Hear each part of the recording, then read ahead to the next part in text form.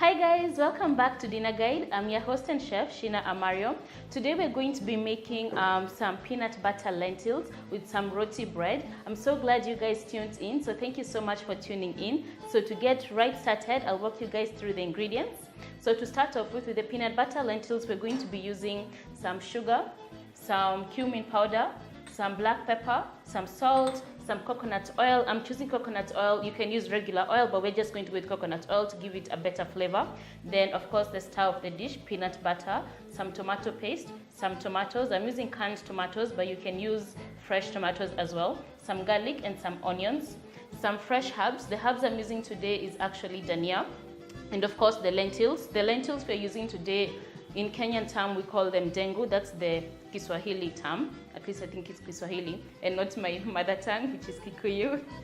But we grew up calling them dengu. But in English, they're actually known as green grams. So that's what you'd call them. And you can use any lentils that you'd like here. And then also for the roti, we're going to be using some flour as well as some oil and of course the salt. And this liquid that you see here, don't worry, don't wonder what it is. It's actually just the boiling liquid that I've used from my lentils. So once I washed my lentils and strained them and they were clean and then I boiled them, once you strain it, the liquid you get, most people discard it, but I like to retain a bit of it just to make sure that my liquid in the lentils is thick enough. It helps bring a thickness and gives your food a nice earthy flavor. But then if sometimes you have like indigestion issues, then you don't have to use the liquid, especially for something like beans. Then I wouldn't suggest to use it if you have digestion issues. But if you don't have any digestion issues and you've already pre-soaked your beans and you've washed them, and once they're already soft, you've done the boiling. So now the boiling water is what I'm talking about, not the soaking water. Okay, so let's get started. So we're going to get started with the roti. So for the roti, I'm using some flour here. And roti is basically an Indian inspired flat bread. That's all it is. So it's kind of like how we have our chapati here in Kenya. So they have what they call roti. So I'm just going to use some flour. And most times the traditional roti actually calls for brown flour, which we call yatta. But I didn't have yatta on hand today. It's called atta, but I didn't have atta today on hand. So what I'm going to use is just our regular all-purpose white flour. That's all I'm going to use. But if you had the atta flour, then use that. The atta flour is actually just the brown flour. So that's usually what most times the roti recipe calls for. So I've just added some of the flour here in my dish. I'm going to season this with some salt. And I like to add a little bit of an Indian spice. So I'm adding cumin. You could add other spices if you want to, or just leave it plain. It's kind of like up to you. So I'm going to save some of my flour, as you can see, just to help with the kneading process later on. And just in case I need some extra flour, I like to save some. So I'm going to go ahead and add some water in here, as well as the seasoning I've mentioned, salt. So all I've done is just mix the flour with my hands to make sure that there's no lumps, to basically create some air. So I'm using a teaspoon of salt. This is a very small, tiny teaspoon, not a regular teaspoon. So basically it's kind of like a pinch of salt. And I do like black pepper. Technically you don't put black pepper in the roti, the Indian way, but hey, I like to make whatever I'm making my own style, my own dish, so I'm adding my own stuff. So the cumin is what I'm adding here. And the good thing with adding cumin is your food will get this nice, like a hint of spice from farm. And already I can smell the cumin. So that's all we're going to do here. Now I want a little bit of water so that I could start my kneading process. It just helps loosen up your dough. So just some little water, and this I just usually approximate. So that's all we're going to do. So we're going to pour some water in here, and then just knead this as you go. Now if you do want to get your hands messy at this stage, you could definitely use a fork to save you the mess. But sometimes when you're baking or making things like flat breads, it's a bit therapeutic to use your hands. So I like using my hands for such things. So that's all I'm going to do. And what I'm trying to do here is just to make sure that my dough comes together. So I put very little water. And like I said, since I'm eyeballing this, it's kind of like a feel and texture thing that you're looking for. So you're kind of looking at your eyes, feeling it with your hands so that you get the right dough consistency. So we're just going to keep kneading this. Again, all I've added here is just some salt, and some cumin and some black pepper. The black pepper is totally optional. You could even add chilies to this if you wanted to. You could add dhania to this if you wanted to. So just make the dough your own. So I'm just trying to get my dough here to come together. So it's a bit of a kneading process. Like I said, kneading is a bit therapeutic, and you can always tell. So once the dough comes out from the sides of your bowl, you have to feel it and see whether it's a texture you want. Right now I feel like it's still a bit soft, as you can see, so I'm going to add some more flour. I'm going to give it another knead and then add some more flour because I don't want it too hard again. So you just have to be very observant. So just a little bit of flour and then keep on kneading. So again, I've mentioned what I'm making today is a roti dish, and roti is it's Indian inspired. It's basically originating from India. It's kind of like our flatbreads, what we call chapati here. But of course, there are a few minor differences here and there. The major one usually is the type of flour because they use brown flour. I'm using white because that's what I had. And then the preparation method. Most times the chapatis, usually we roll them out and then we'll create layers in them. With the roti, you actually just cook it directly. So right now I feel my dough has come together nicely. You see when I knead it around my hands, it's not sticking. And that's kind of like how you know your dough is ready. When you knead it around your hands and you can tell that it's not really sticking to you. So usually at this stage, I usually like to add just a little bit of oil, not too much, just kind of like a dab with your hand. So just a dab there. And then just knead it around. Then again, a little dab. The oil just helps soften your dough. And helps it come together as well. So it just helps loosen it from your hands, makes it soft, all that good stuff. And it also makes it easy to roll, as you can see. So most times when you're making chapati dough or roti dough, or any type of flat bread, again, when you're making it, once it comes out from the sides, you can see how clean my bowl is. Once it comes out from the sides, you know it's very good to leave now to rest, and it stretches nicely. You can see it. It's looking good. It's looking very good. So that's why I said sometimes kneading is therapeutic. At the beginning, you could start off with a fork if you don't want to get your hands messy right away. But there's no point. You can just use your hands and go right in. And then once you're done, so I've made a little ball. You can tell I like to play with my food. It's kind of like those things like when you play with plasticine, if you are ever like in primary and they give you plasticine. So anyway, all I'm doing here is just adding some oil into my bowl so that I can leave this to set. So the oil is just a little bit of oil. And the reason I add the oil actually is just to ensure that my dough doesn't stick. If you don't have a problem with that, then you can just put your dough directly into your bowl. But I don't like to risk it, so I just usually like to add some oil in my bowl so that I can make sure my dough definitely will not stick. Okay, so this is looking good. So you want to make sure your dough is nice and pliable, like I've mentioned. So I'll just give this another roll and then let it set. Basically, we're letting it rest. And the rest will just make sure that the gluten in there is like activated and it's going to be nice, soft and pliable and stretchy for you to roll your dough into a nice chapati or a roti, whatever flat bread you're looking to have. So what I'm going to do here is cover it with some cling film. Now you could use a cloth if you wanted to. It's kind of like a bit, it's optional. These days with the use of cling film, there's no reason why you can't just use cling film. So that's what most times I'll go with. But you could also just use a cloth. If you use a cloth, you can use a damp cloth is what usually I prefer, like a tea towel. Just wet it and then put it in the microwave to get some heat and then just cover that. And what that will allow is for it to get nice and soft. Your dough will get nice, soft, and like I've said, pliable, because that's exactly what you want. You need it pliable so that it can be able to You need it pliable so that you can be able to roll it out because it will be soft. Otherwise, if it's not pliable, by pliable I mean it's nice and stretchy. Otherwise, if it's not pliable, then you're not able to roll it. It's kind of like plasticine, like I've said, childhood memories. That's what I feel like anytime I get some dough, it just reminds me of those cool memories. So that's it, guys. So we'll let this rest for about 10 minutes or so. So we're going to go on a break, and when we come back, we're going to start off with the peanut butter lentils, then we'll roll our dough and we'll make our roti. So I'll see you guys in a little while. See you after the break.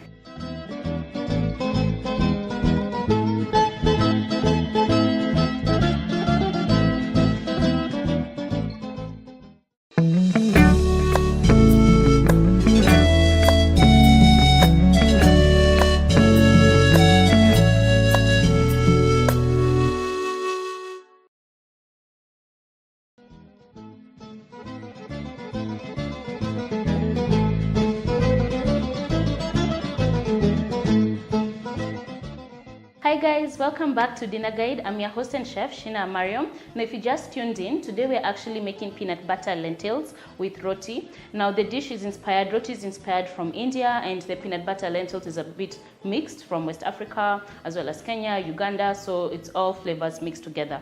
So to get started, we actually earlier, if you just tuned in, made our chapatis and the roti, the dough itself.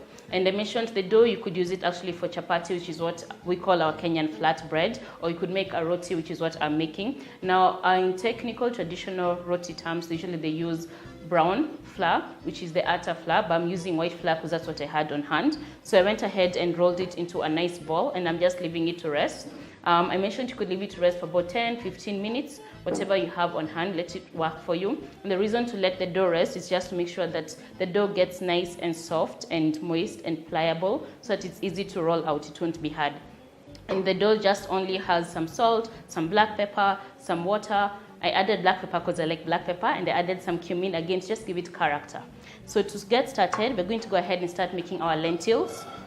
Now I mentioned today we're making peanut butter lentils. I like peanut butter, so there's no reason why you shouldn't make lentils with whatever it is you like. If you like them with coconut milk, you could add coconut milk.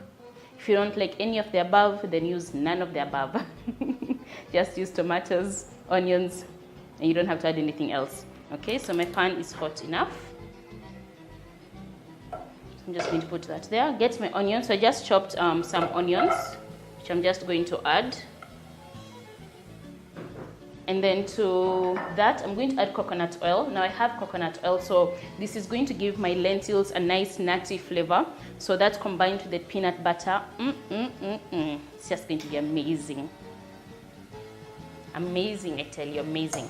So I'm putting a good dollop of coconut oil because I like coconut oil. So I'm putting a good amount of it. Okay, that's good enough. So I'm going to just set that aside. In the meanwhile, while that is frying away, I'm going to get some garlic.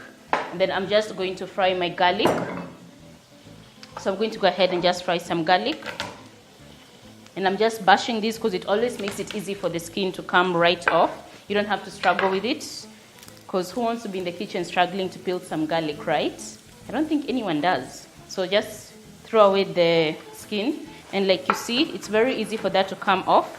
And then just chop your garlic. So just a rough chop here. If you want it, then fine. You can definitely chop it fine. I'm going to give my onions a stir. You could use whatever oil you wanted. Like I've mentioned, I'm using coconut oil. But you could definitely use sunflower oil, canola oil, corn oil, peanut oil as well, macadamia oil. There's actually so many oils you could use. Probably the only one that I wouldn't be a huge fan in using is, just because I want the flavors to be very strong, is olive oil, but you could definitely use olive oil. But depending what I'm making, sometimes I like to stick to certain things. So for whatever I'm making here, I wouldn't use olive oil personally. So I'm just going to get my wooden spoon and give this a stir. So you can see my onions are nice and soft. They're getting soft and translucent. In chef terms, usually we call this process sweating the onions. But all we mean by that is just to make sure that your onions are soft. So just soft and translucent. Then I'll get back to chopping my garlic where I'd left off. I mentioned you don't have to chop it all the way fine. Just a rough chop. And if you don't like garlic, you don't have to add it, but I'm a huge fan of garlic, so of course, you know, I'm going to use it. Now, where I grew up eating lentils. It was like one of those things you kind of just ate at home, and because it was like quite cheap and easily available, so I'm adding my garlic. So I grew up eating a lot of lentils, so I'm a huge fan of dengu. Like I said, that's what we call them, but in English they're called green grams. And most times when they were made back home, and this is like a dish you'd eat like with your grandmother. I grew up with my grandmother, so most times you'd eat this, and she'll make it with tomatoes, of course onions, but it was mostly a tomato dish, which would be finished off with some dania. So I think just watching her cook it all the time, I just felt inspired today, and I was like, you know what, I'm going to make us dengu.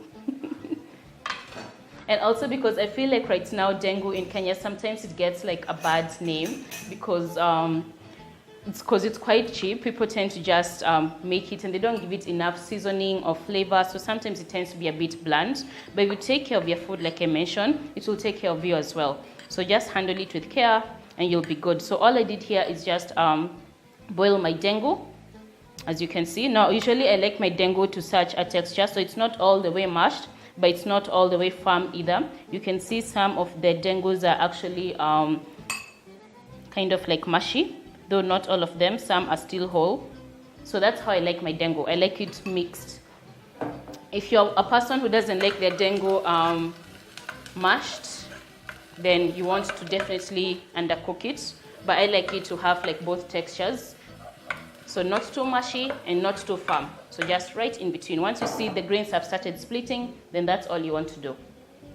Okay, so my onions have started to brown, and you can definitely smell the aromas of the garlic. Everything in here is smelling great. And my onions have started to brown. My garlic has browned as well. So that's looking good to me. So now it's time to add the other ingredients. So to that, I'm going to add the tomatoes, and the tomatoes here I'm using are actually canned tomatoes. You don't have to use canned tomatoes. I just find them easier to work with because they're already chopped for you and they come with extra liquid, but you could use fresh tomatoes. So add a good amount, and then we're going to give this a stir.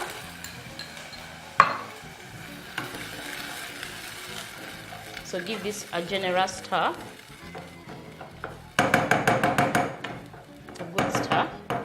Now, if you're using normal tomatoes, you'd let that cook for a little further, just because you'd want your tomatoes now to soften a little bit, which for me, I don't have to because that's already, like I said, soft because it comes with liquid that's already soft for you. So I'm going to season and add some salt, my peanut butter at this stage now. Now, I like to add a lot of peanut butter, so a good amount of it, because it is, like I've mentioned, a peanut butter lentils dish. Now you could use smooth peanut butter or the chunky type. I'm using the chunky type just to give it more character, so that when you take a bite into your lentils, you'll taste some of the peanuts. So I'm going to go ahead here and stir this. So all you want to do is make sure that the peanut butter melts and dissolves and combines together with the tomatoes that you've just added. So just stir it gently. So just be gentle and stir it away. And then just make sure you're breaking it down. So everything is very gentle at this stage. And you want to make sure that at this stage you ensure that you've broken down and dissolved all the peanut butter. Because what happens if you don't is that it will form like a lump and it will end up burning at the bottom of your pan or saucepan. So you want to be very sure that you've actually stirred it nicely. And you can tell the color starts to change. Yeah, I can't wait. You know, it's like one of those things when you make it and you know it's going to be good. I just do. So I'm going to add other seasonings, but I'm already tempted to taste this just because I love peanut butter. Oh my God, you guys. The taste of peanut butter is there's just something earthy about it that I love. Okay, so to that I'm going to season it and add some salt. And then I mentioned I had some sugar here as well. And the sugar is just to help balance out the acidity of the tomatoes. But if you find that you don't need to, then you don't have to add the sugar. So I'm adding a bit of salt So you have to be careful with the salt here because peanut butter does have salt unless you blend it in the house yourself. But if you're using the store-bought, which is what I'm using, then definitely minimize on the salt. So we're adding all our other spices. We added the salt. We're going to add some black pepper. I like to go heavy on the black pepper. You know me and black pepper. And then we're going to add a bit of the cumin, a good amount of cumin. And then give this a stir because we don't want it to stick. Stir that in. Okay, so just make sure you play around with the heat so that it does not burn, and keep stirring. Keep a watchful eye of whatever you're doing. So I'm going to add my liquid here. Now I mentioned I saved some of my water from boiling my lentils just because I like to add flavor and to make sure that my sauce is going to be thick enough. So as if I don't have enough thick enough from my peanut butter, I'm actually going to add more of the liquid. So that just gives it a nice earthy taste. So I've added some tomato paste. Then we're going to give this another stir. And already you can see the color here is changing. It's getting this nice deep reddish looking color. It's like a reddish brown color. Now if you love peanut butter like I do, you definitely, like I said, want to go on the extra side. You kind of want to go overboard. But if you're kind of like just trying it out, you're not sure what the dish will taste like, then just add a little bit and then taste it and see. Oh, yum. The cumin, oh, yum. Oh, like I said, I really love peanut butter. And this is one of my favorite dishes to make. Now, like I said, I grew up eating lentils when I was younger. And of course, my grandmother didn't used to make them with peanut butter, but it's just one of those things that now I've made my own rendition out of it. So I like to add peanut butter to mine. So always make the dish your own. So I'm going to add my liquid, which is just a liquid I use to boil my lentils in. And all that is going to do again is just give it more character and body and volume. So that's looking good. So I'm going to give this a stir. When I'm making my lentils, I always like to make sure I've added like most of my liquid and I've stirred it in so I can see the consistency and texture, so that when I add my lentils, they're just going to cook in. Okay, so now we can add our lentils. And I'm going to give this again a little taste.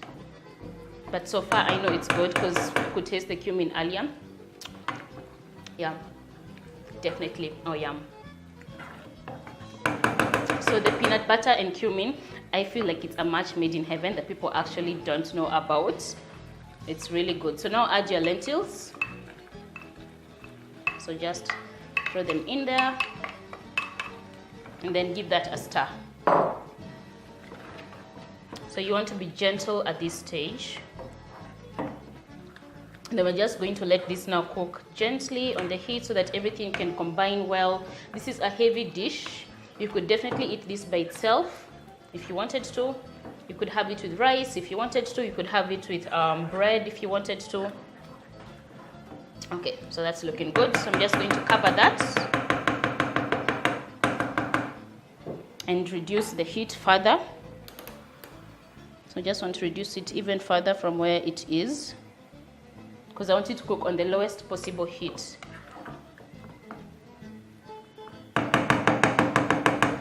And then usually I like to add now water to that at that stage. So just grab some water and add it. And then give it a stir. If you don't use water, you don't have to. You can definitely just use a stock cube if you wanted. So what this is going to do is the water is going, of course, to come together, combine with everything that's in here. And then we're going to finish this off with some dhania. So I'm just going to let that bubble away gently. And the consistency at this stage is, as you can see, it's not too thick, it's not too runny, because I want it to be just saucy enough for my roti, which is why I'm letting it cook a little bit further. But if you wanted it a bit thicker, then you don't have to add water at the stage I've added. You could just leave it as that and serve it. But like I've said, I don't want mine to be too thick, so that's why I'm adding water. So to go ahead, we're going to go ahead and now make our roti. So I'm just going to place this aside. And then for the roti, I mentioned it's an Indian inspired dish. And my dough now is nice and soft and pliable. I mentioned the reason for letting your dough rest is to just make sure that it's soft, because you do need it to be soft to get your nice balls. Oh, and you can already see that. You see what I mean? When you rest your dough, it stretches nicely. You can make little shapes with it. You can play around with it. It's like plasticine. Yeah, like I said, you can tell I like to play with my food. So once your dough is nice and soft, I'm just going to make little balls here. So small little balls for my roti. I'm just going to make 2. So it's kind of like eyeballing it. Again, nothing here is kind of like to the measurements. You could make it your own if you wanted more. But most times, if you're making a cup of flour, it will give you about 4 rotis. Just a tip for you at home if you're wondering. It will give you about 4 rotis, which would serve about 2 people if you're each eating 1 roti each. So all I'm doing here is just sprinkling some flour on my board. And what the flour here is just going to do is ensure that my dough here does not stick. So to get started, I'm just going to flatten it and get some flour on both sides, and then now roll it out.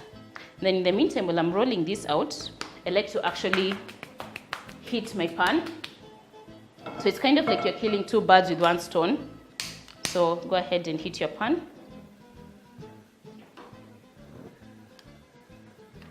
And the reason for heating your pan is just so that when I'm ready here, it's going to go directly into the hot pan. So it's kind of like you kill the waiting process. Okay, that's good. Reduce the heat. Then now we can start rolling. So for the rolling, you just want to make sure you take your dough around. Oh, yes. So you just want to make sure you take your dough around and flip it as you roll it.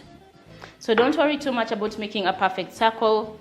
I've said before, if you've watched the show, I'm not the perfect person to make my chapatis or flat bread or your roti.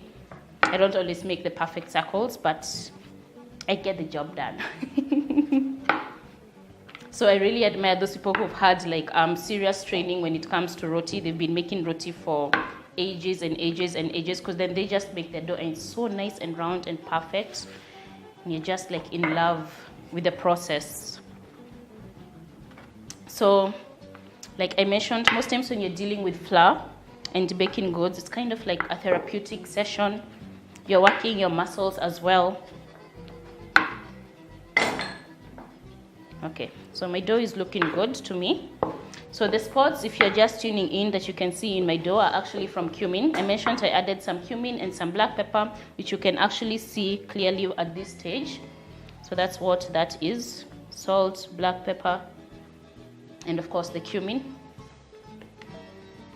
Okay, so once your dough is, I'm going to add my heat now because I'm done with my rolling.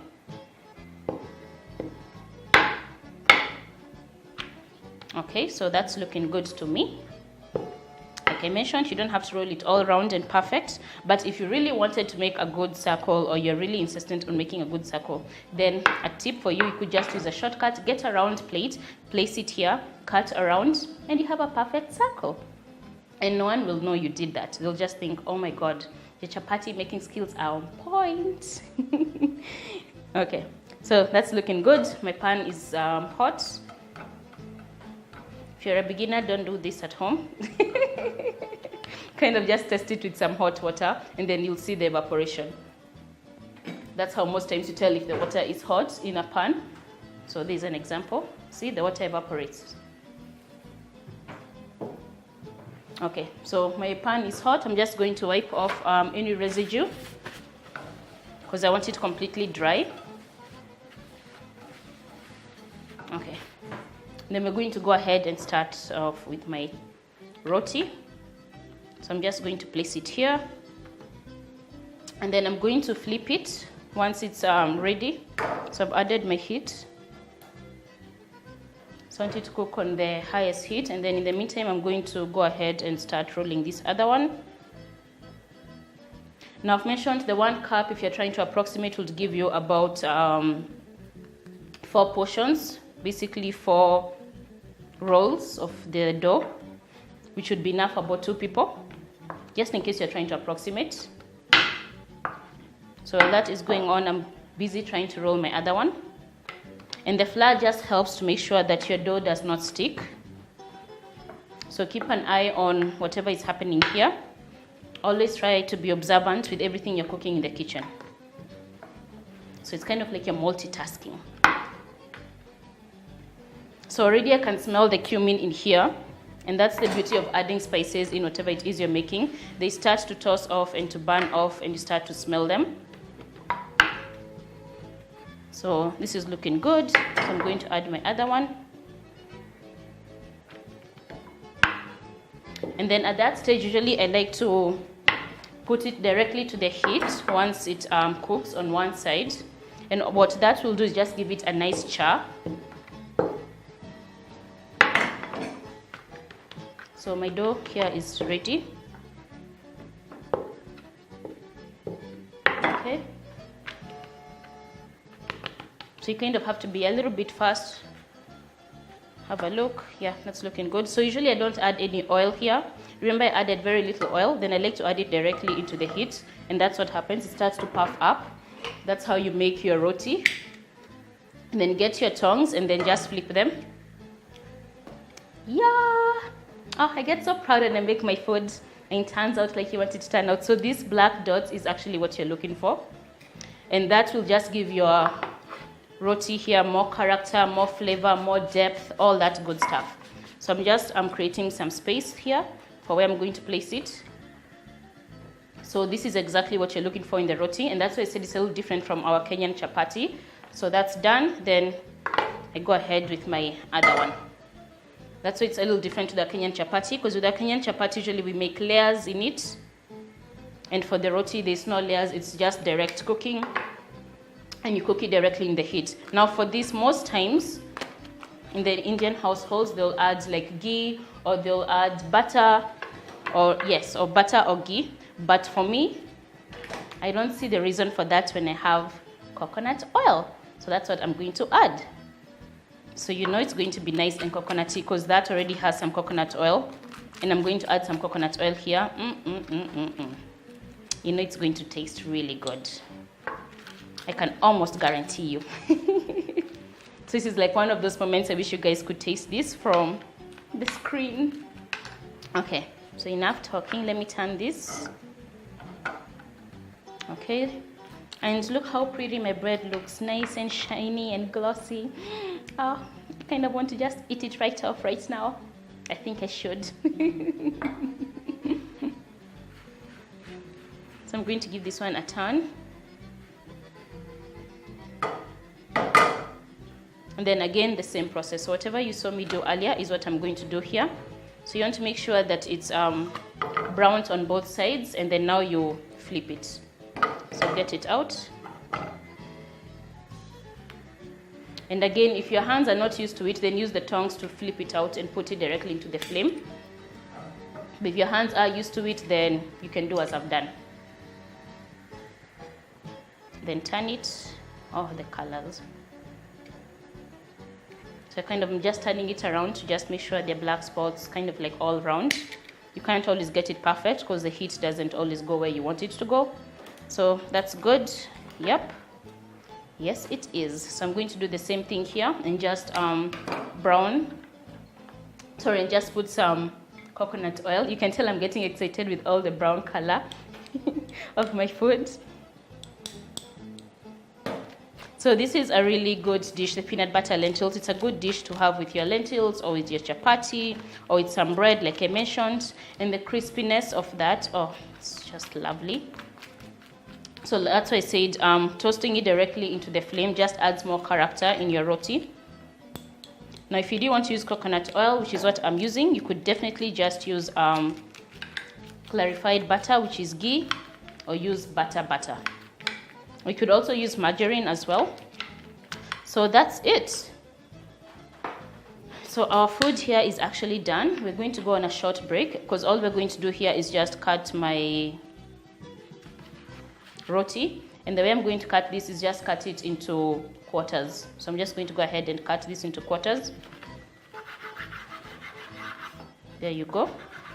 And then place this on top of each other and then cut that into quarters. And look how shiny and pretty that looks. So there we are. Oh, so you know it's going to taste good. I think I should go right ahead and taste this as you guys go on break. And when you come back, we're going to go ahead and continue the lentils. The coconut oil. I think I'm a good taster for you guys. Don't you guys think so? Okay, we're going to go on a short break. When we come back, we'll go right ahead and start our plating. So see you in a bit.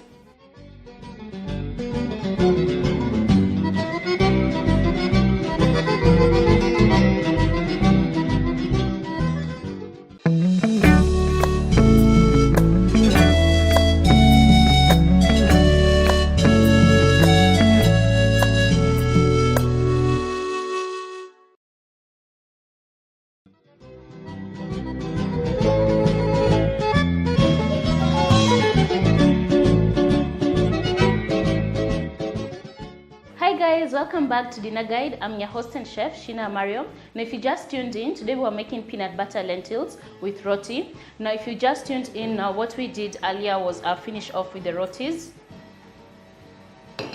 And the stew is actually ready. The stew we're making was a peanut butter lentil and it's nice and thick.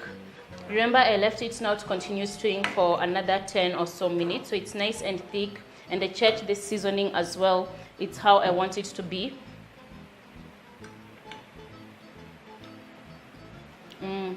The peanut butter in this, you guys, I'm telling you, with the cumin, it's like a match, literally a match made in heaven. They just merge so well together. So when I tell you it's one of my favorite dishes, I'm literally not kidding. And you could use peanut butter in other dishes like chicken if you wanted to. So we're just going to go ahead and serve that. Now for the bread, all I did here was actually just add some coconut oil. That's why you can see it's nice and shiny. And the bread I made today was the Indian flat bread, which is known as roti. That's what I did. And I added some coconut oil. So that's why you can see it's nice and shiny. So I kind of just basted that. And it gets the sheen from the oil melting off into now your bread, into the roti. I mentioned you could use whatever oil you have. So basically like margarine is what, margarine or ghee or butter is mostly what the Indian cuisine use. Mostly they use ghee, but if you don't have that, then just work with what you have. I'm just going to add a little more, and then we're just going to set it up. So it gets this nice sheen, this beautiful sheen. So just find a way to place your roti to make it look nice and beautiful and pretty. Oh, yum. I know you're feeling hungry. I am.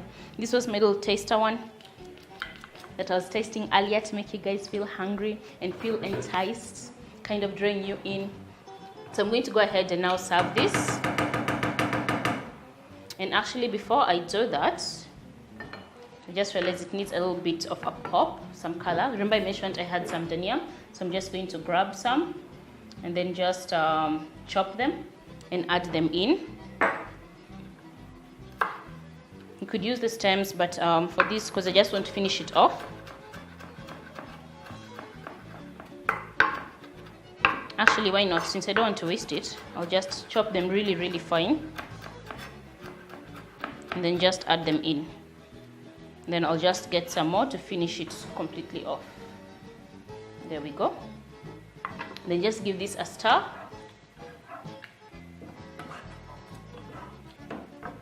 Now I love dhania. If you don't like dhania, you don't have to use dhania. I mentioned this is one of those dishes that I grew up eating. And my grandmother used to make it with tomatoes, onions, so it was always very tomato based. So I'm just going to go ahead and serve this.